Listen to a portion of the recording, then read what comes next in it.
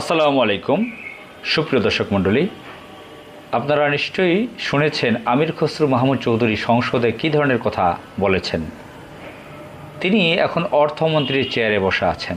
তাকে 12 ফেব্রুয়ারি 2026 ইঞ্জিনিয়ারিং নির্বাচনের পরে তাকে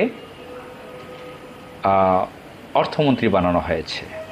আমির খসরু মাহমুদ চৌধুরী বিএনপির স্থায়ী কমিটির সদস্য। অতীতে 2001-এ 1 থেকে 6 তিনি বাণিজ্য মন্ত্রী ছিলেন, একাধিকবার এমপি ছিলেন। বাংলাদেশের রাজনৈতিক অঙ্গনে তাকে নিয়ে প্রচুর সন্দেহ আছে। গত 17.5 বছর, হাসিনার 15.5 বছর, ফখরুদ্দিনের 2 বছর, এই সময়টায় তিনি আওয়ামী লীগের হয়ে কাজ করেছেন বলে বিভিন্ন সূত্রে আলোচনা আছে। বিএনপির বড় বড় আন্দোলন জমে নেয়, এই আন্দোলনগুলোকে ফ্রিজ করে দিয়েছে এই আমির খসরু মাহমুদ চৌধুরী। ইন্টারেস্টিং ব্যাপার, সে চিটাগাংয়ের ব্যক্তি হিসেবে পরিচিত হলেও তার আদি বাড়ি হচ্ছে ভারতের উত্তরপ্রদেশে, তার দাদার বাড়ি হচ্ছে ভারতের উত্তরপ্রদেশে। তার বাবা পাকিস্তানের মুসলিম লীগের নেতা ছিলেন এবং পাকিস্তানি রাজাকার ছিলেন। 71-এ আমির খসরু মাহমুদ চৌধুরীর প্রাপ্ত বয়সের থেকেও তিনি বাংলাদেশের পক্ষে লড়াই করতে নামেননি, স্বাধীন বাংলাদেশের পক্ষে তিনি নামেননি। তো পাকিস্তানি রাজাকার শব্দটা তাদের এই বিএনপি আওয়ামী লীগের উভয়ের মুখে আছে, অথচ আমির খসরু মাহমুদ চৌধুরী পাকিস্তানি রাজাকার পরিবারের, এবং আমির খসরু মাহমুদ চৌধুরী ভারতের মারাত্মক ধরনের একজন এজেন্ট হিসেবে পরিচিত বাংলাদেশে।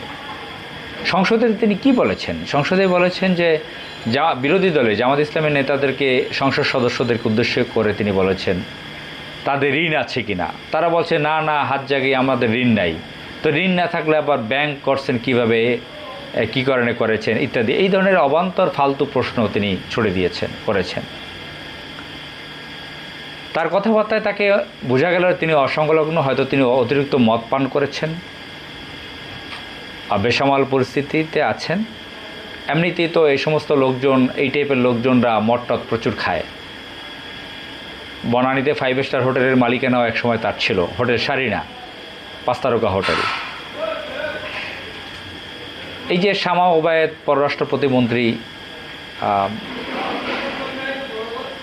তো শাহেদা ওবায়েদের মেয়ে, তার বাবা একসময় আওয়ামী লীগের প্রতিমন্ত্রী ছিল, আওয়ামী লীগ নেতা ছিল, পরে বিএনপিতে মহাসচিব হয়েছে, প্রতিমন্ত্রী হয়েছে।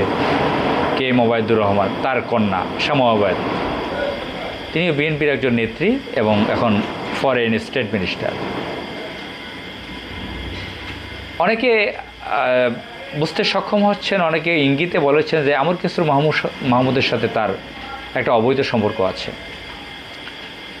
কিছু লক্ষণ আমি টের পেয়েছি। হোটেল সারিনাতে এক অনুষ্ঠানে আমরা দেখেছি যে নির্জনে তারা একসাথে লাঞ্চ করতেছেন, আমি নিজের চোখে দেখেছি একবার।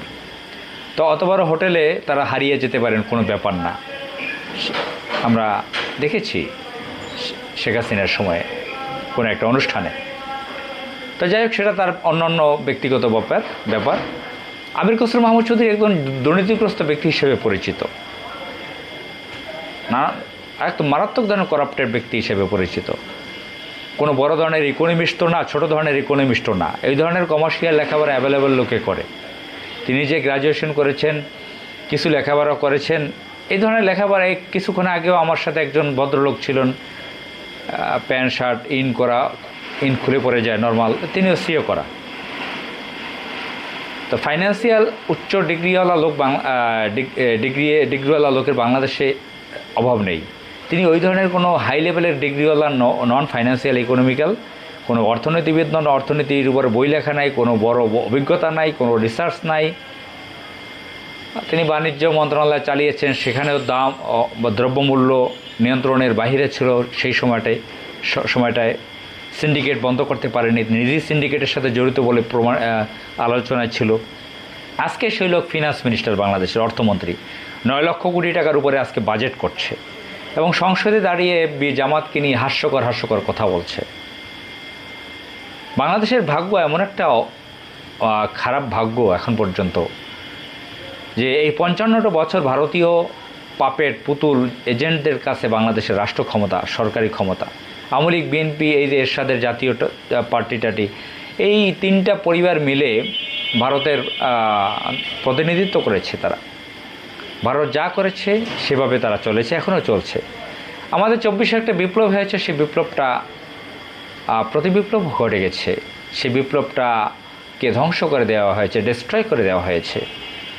আজকে এই ভারতের যারা পাপেট, এজেন্ট, দালাল, ব্রোকার, আজকে তারা রাষ্ট্র চালাচ্ছে, সরকারের গুরুত্বপূর্ণ মিনিস্ট্রির দায়িত্বে আছে এবং অত্যন্ত অসংলগ্ন সাইকোপ্যাথের মতন কথাবার্তা বলছেন তারা।